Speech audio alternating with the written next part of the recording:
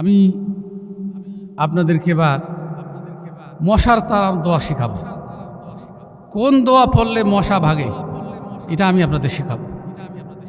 শিখবেন? আর ভাইরা বলতে হয় বাস্তবতা।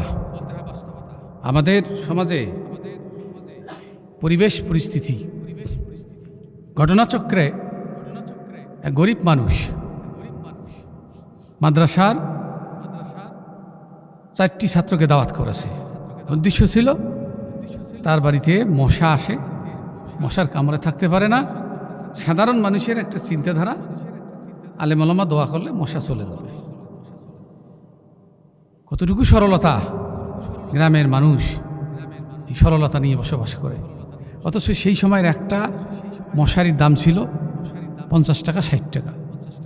একটা মশারি কিনলেই মশা তাড়ানোর একটা সুন্দর, মশা থেকে আত্মরক্ষার সুন্দর একটা পদ্ধতি সে নিতে পারত, ব্যবস্থা হয়ে যেত।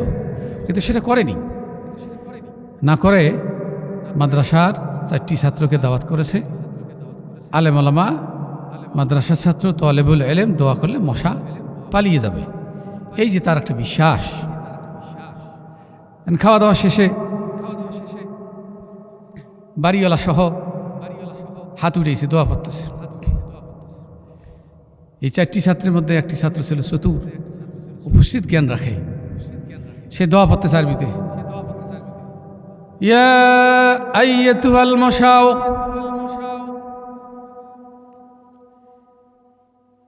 হাজা বান্দাউন গরিবন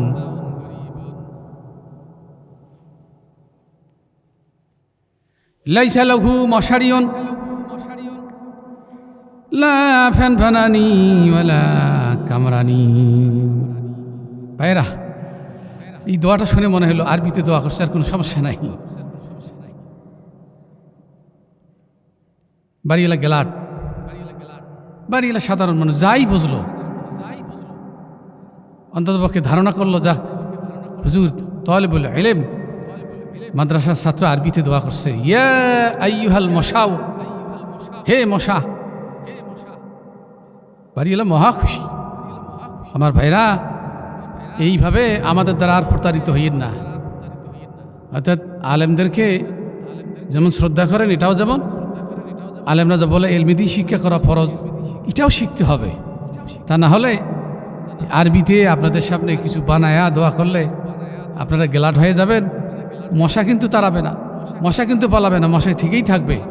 আসুন আমরা একটু নিজেরাই সজাগ হই, আমরা এলমিদি শিখি, নিজে বাঁচি, আর আমরা সন্তানের দিকে বাঁচাই।